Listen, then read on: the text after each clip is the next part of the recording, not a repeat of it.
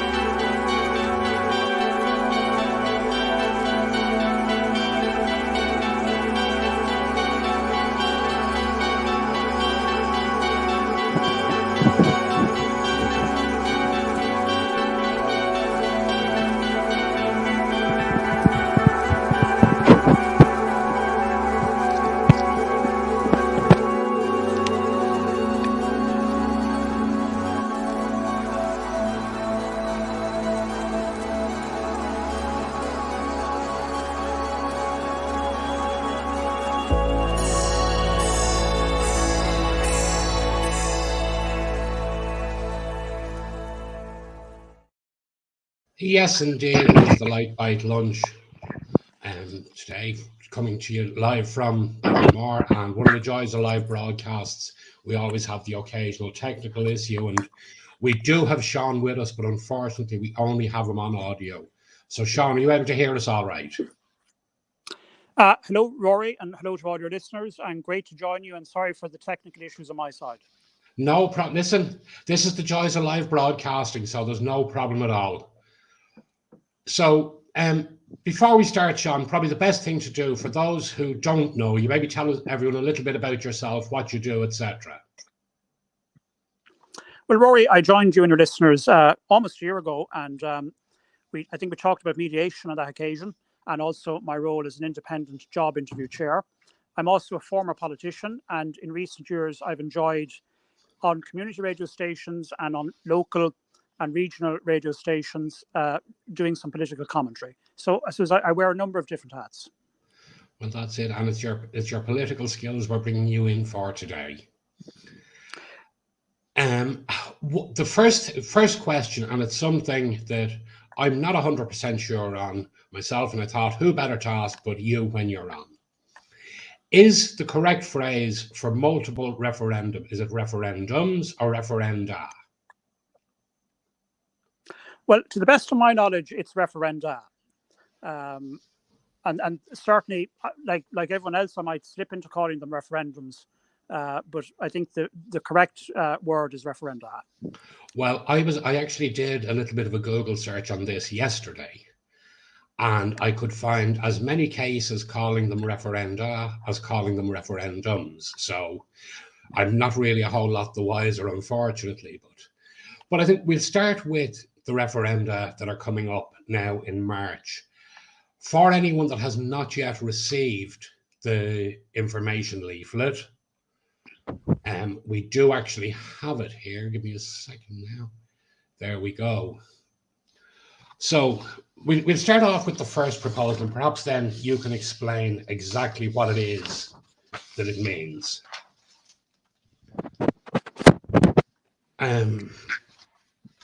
So basically the proposal is the family amendment. Okay, well, I suppose there are two, because I'm on a small screen here, Rory, so I'm just having some difficulty reading what you have up. I can see the broad headlines of it, but not the detail. I suppose there's two issues here. I think, as is well known, the 1937 Constitution, which is a highly regarded constitutional document and inspired the Constitution for India. But I suppose there's a tone in it where there's a very heavy influence by the Catholic Church. And I think that relationship between John Charles McQuaid and Eamon de Valera is extremely well documented. Yes. And there is that reference to women in the home. Now, look, some people look at it differently. They feel that in terms of economic necessity, that the state should make it possible, if people want to make the choice to rear their children, that they shouldn't have to have a career outside the home. Now, I suppose, in the modern era, of course, women are entitled, to work and have a career, etc. And in the modern world, the caring duties in a household are shared equally between the sexes. So that's one thing that's going to be changed, is to modernize, or to take out that language, and also to kind of modernize the definition of the family, recognize that there are many different types of family units, and also recognize the important role of carers, that people who care for their family members, are saving the state a fortune. So in the two referenda, that's what they're trying to achieve. Right. Well, we'll start off here. The first one is the 39th Amendment, and it's going to deal with Article 41.1.1. And Article 41.1 currently states that the state recognises the family as the natural, primary and fundamental unit group of society, and as a moral institution possessing inalienable and imprescribable rights, antecedent and superior to all positive law. But the only change they're actually making in that is they are adding the part, whether founded on marriage or other durable relationships. So the state recognises the family, whether founded on marriage or other durable relationships, as the natural, primary and fundamental unit group of society. Right? So that is the first change. And the second change is the state pledges itself to guard with special care the institution of marriage on which the family is founded, and to protect it against attack. What they are looking at doing there is removing the institution. They're leaving after the institution of marriage, and to protect it against attack. They're removing the statement on which the family is founded. I think what we need to look at closely here is the fact that both of those changes are on the first referendum. So you can't choose to vote yes to one and no to the other in that case. It's an all or nothing with that particular one. And I'll come in there, Rory, because I appreciate you're doing a bit of the heavy lifting here when I can't see what's on the screen properly. I think you used a very important word there, and you put appropriate emphasis on it: durable relationships. And I think for a lot of the general public, that's a term that they're a bit concerned about. And I think there are mischievous actors in the debate who are kind of trying to import the culture wars we see in other countries into this country, who are jumping on that. Now, I think, and the chair of the Referendum Commission would have said this at their press launch, in terms of the legal community, in terms of lawyers and judges, in terms of our law here, and in terms of decisions made, there's kind of a definition of what a durable relationship is in legal terms. But I think for the general public, that's a term that they'll probably need some convincing about. Yes. Well, I mean, the only thing is, and where I am struggling with this, right? And again, it comes down to durable relationships. I'm not 100% sure there needs to be a change to include durable relationships, as we have only recently seen the case in the High Court where a gentleman whose wife passed away, or whose partner rather passed away during COVID, who he has children with, who were cohabiting, were never engaged, were never married, had never discussed getting married. And he took a case against the state that he was entitled to a widow's pension. And he won. Yeah, I mean, I think the reality of Irish life is that, there are relationships that are of long standing, where people, for different reasons, and as marriage is both a state and a religious institution, as is very heavily associated with the religious side, and for some people, they just have that fear of marriage.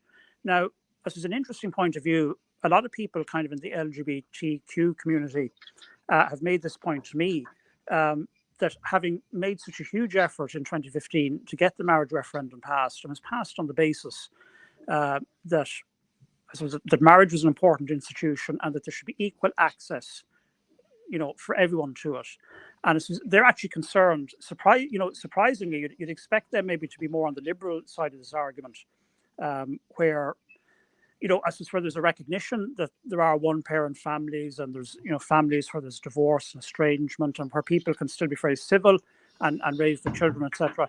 But members of that community, because of the referendum, and because of how hard they campaigned on it, and because it was about the principle of equalising that extremely important institution, are actually considering voting no, and that surprised me. And I think, just in broader terms about referenda, I mean, the trouble is that sometimes you pose a question. I mean, we saw this with Brexit. We saw this with the Nice Treaty in 2002. We saw with the Lisbon Treaty. You pose a question, and the voting public, in their right, it is their right, their sovereign right, give you a different answer. They give you an answer to a different question. I think, and that's the danger. That's the danger of these referenda. And I know I'm kind of talking in broader, general terms here. I think it's a challenge for the government too. Now look, you could be mischievous and say, well, actually, they want a certain venting of public anger on the 8th of March to kind of release some of the pressure in advance of the local and European elections in June. Now, I don't subscribe to that cynical view, but it'll be 4 years since the public in this country voted, with the exception of the citizens of Dublin-based South, and I can just see a situation where there will be some element of kickback, and it won't be related to rational arguments. It won't be related to the information booklet. People will just have a notion in their head. They've latched on to something they heard. They're unhappy in their own personal life and their own personal circumstances, and they want to send a message. And I just see trouble for the government potentially on March 8th. Absolutely. And again, as I said, they're unfortunately, as you say, it's a case of making people understand what the actual question is. And I have read this document from the Referendum Commission multiple times, and each time I read it, I'm actually coming away from it feeling, well, is it actually asking this rather than that? Now, I have seen a lot of the stuff that's on social media. As you know, with the advancements in AI now, how much of it is legitimate, how much of it comes under the category fake news, etc., or disinformation. We're not sure, but it's certainly, I would be saying to everyone, when this information leaflet arrives through your door, do read it, take your time over it, and again, don't be influenced by what others think. Generally, if your gut is telling you one way or the other is the way to go, well then that pretty much sums up where you should be. We'll just move on there to the second proposal. Right. I can find it here now. So the proposal is the state recognises the provision of care by members of the family to one another by reason of the bonds that exist among them, gives to society a support without which common good cannot be achieved, and shall strive to support such positions. Right? So that is what the proposed new wording is. Currently, it's in particular the state recognises that by her life within the home, women give to the state a support without which the common good cannot be achieved. The state shall therefore endeavour to ensure that mothers shall not be obliged by economic necessity to engage in labour to the neglect of their duties in the home. I mean, I think it's a long, long time in Ireland since it's been possible for a family to survive in the majority of cases, for a family to survive on single income. No, I think you're right. And I mean, in a lot of cases, like I think of our own region. You're in Leitrim, I'm in Cavan. You're farming families where they're maybe juggling 2 outside jobs and the duties on the farm, etc. I know a lot of women now are engaging in kind of micro businesses, and I know you're a big advocate of that, Rory. Yes. Running things like arts and crafts kind of businesses for their homes, catering businesses, baking, etc. There's a lot of kind of really niche, interesting businesses, and you see them advertised on Facebook and on Instagram. And I know people who do that, and they're actually quite a significant money earner, as well as allowing people to kind of express their their creativity, etc.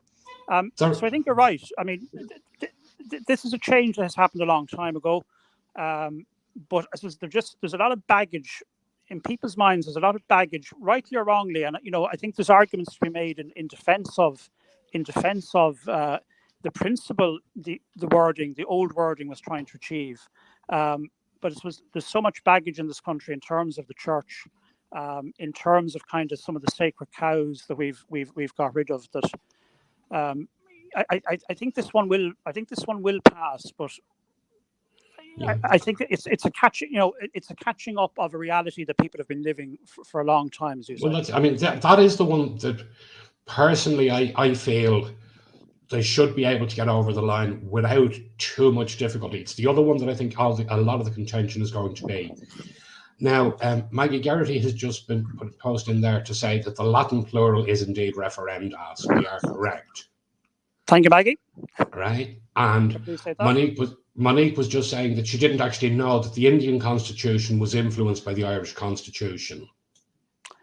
Yeah, I mean, now, I can't elaborate in more detail on that, but I do know I attend various events that the Indian community run in this country and events that the Indian Embassy run. And on every occasion, obviously they're keen to highlight and develop the relationships between the two republics, but they acknowledge the role that the Irish flag had in the design of their flag and the role that the Irish Constitution had in the design of their Constitution.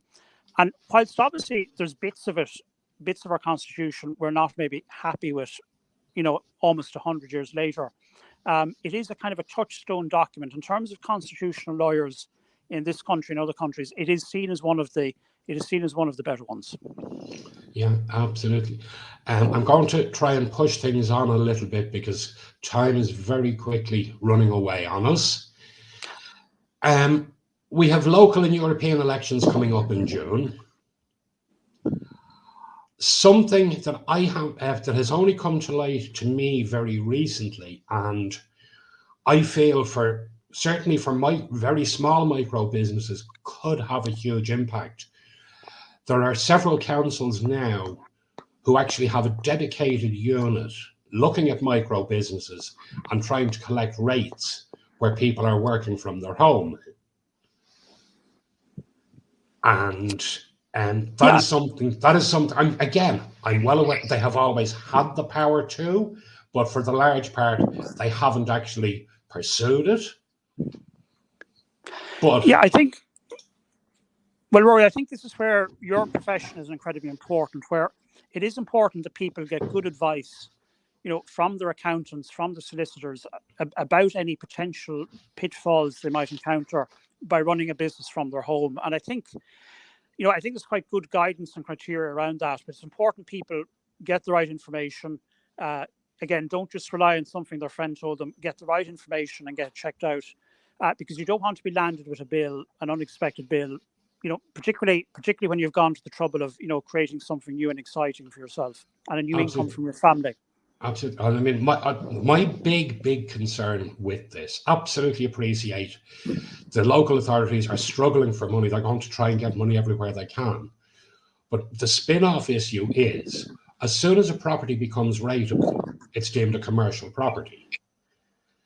If somebody goes to sell their principal primary residence, which is now deemed a commercial property, you're then into commercial rates of stamp duty. And that's where it could affect a huge amount of people really, really badly. No, I mean, you're probably better attuned to the technicalities of it, Rory. Again, I'd kind of like to make a broader point as a former councillor, and it surprises me that with nearly 90% or 95% of our Oireachtas members having started their political careers at the council and know how unfair the commercial rate system is, I'm surprised there hasn't been an effort to reform it, because I think, if you go to a different state in America, etc., you'll see different types of sales tax. Now, our sales tax is VAT, but I suppose a bit like the local property tax, I don't see why, rather than the commercial rate system, which is incredibly unfair, a consultant could be sitting in a hotel lobby, having a cup of coffee, maybe doing work that's far bigger and far more profitable than the poor hotel owner. selling him or her the coffee. So if that VAT, if some of it could be ring fenced for local use, I Yes. think that would be incredibly powerful. Yeah. Now, look, there's certain businesses and services that are VAT exempt, etc., have differing rate. Again, there's lots of technicalities, but I think as a principle, I think local councils should, you can have all the powers you want, but unless you have a budget to back them up. And I think one of the positive things, and people can pick holes, but I think one of the positive things, and I've had reason in terms of advising different people to have a lot of contact with my local Leo recently. They are doing incredible work. A lot of people want money, they want grants, and that's not always possible, but there's really high quality advice, really high quality learning opportunities available for people if they want to grab them. And I think in all of our lives, we have to be open to learning, training, etc. If you approach something with the attitude that you know all about it, you're not going to learn anything. Yeah, no, absolutely. Right, as time is flying on, I'm just going to very quickly make mention about this.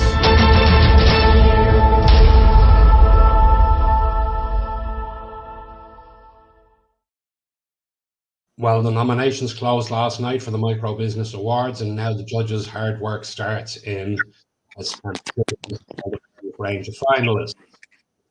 In the meantime, however, nominations are still open on the People's Choice Award, so you can visit irishmicrobusinessawards.ie, go to the Enter page, scroll down and fill in the name of the business you want to vote for as the People's Choice. And of course, that will be open now until the end of August. For anyone that would like to attend the awards this year, I'm delighted that we have partnered with Knightsbrook Hotel in Trim, County Meath, who have a fabulous event planned for us. They also have great value and discounted room rates available for anyone looking to stay over. Tickets to attend the finals, which are on the 26th of October, are priced at €90 each. And to get your hands on tickets, you just need to drop an email to microbusinessawards@gmail.com with the subject tickets. Let us know how many you want. We'll get your invoice back out with your payment link on it, the whole lot. And then we can get your tickets off out to you, and we'll see you on the 26th of October in Knightsbrook and Trim. But of course, between now and then, we will be announcing all the finalists. Hopefully, just after Easter, we will have the full details on all the finalists for this year.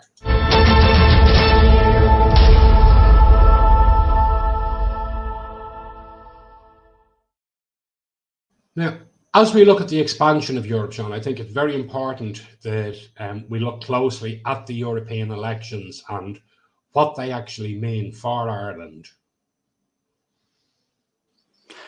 You're quite correct, Rory. I mean, 70% of our laws in this country have their genesis in the European Union. And legislation kind of starts at the European Council. And it says the European Parliament is kind of like the Senate. It's scrutinizing those proposals. And as people know, in various EU referenda over the years, we've delegated different competencies to the European Union. And these are areas where cooperation is better than us all doing things individually. Now, look, that brings challenges. We're a union of 27 countries, different cultures, different types of civil service, etc. So how that is translated into application in different countries can be challenging, and people are keen to highlight differences in how the same rules are applied.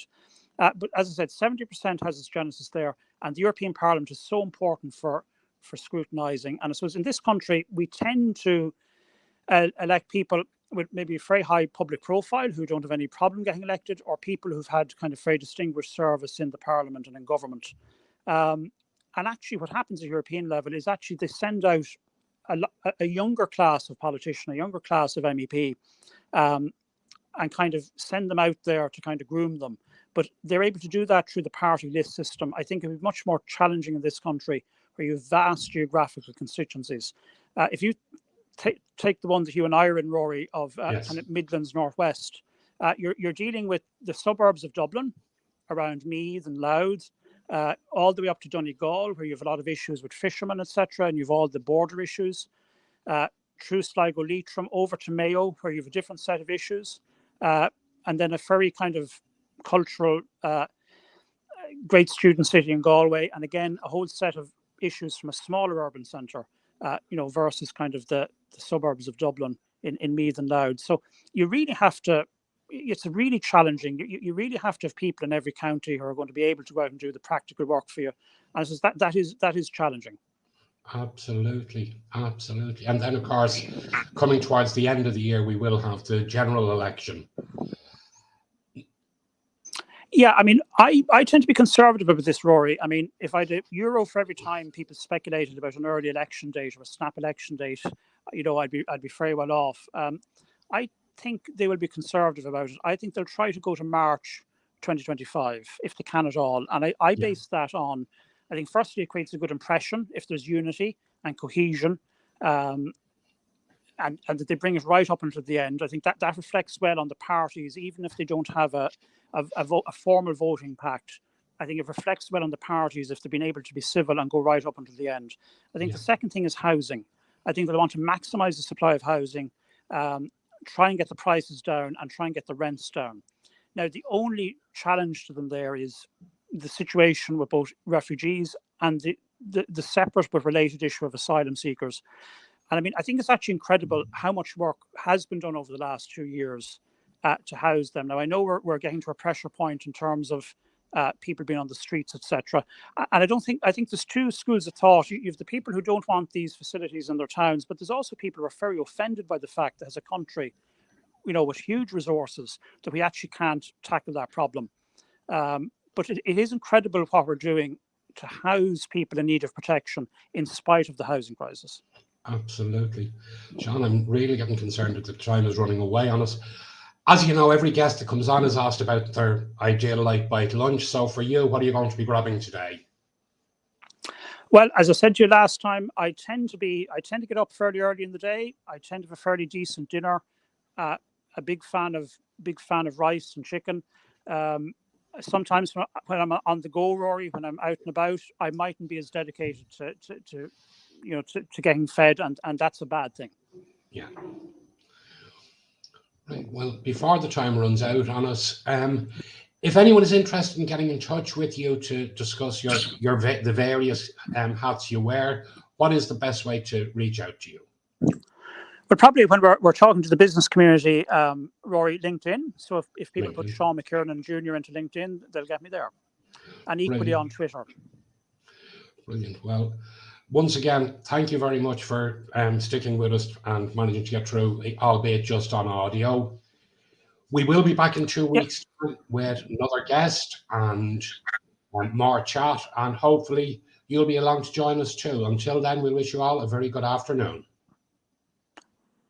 Thanks, Rory.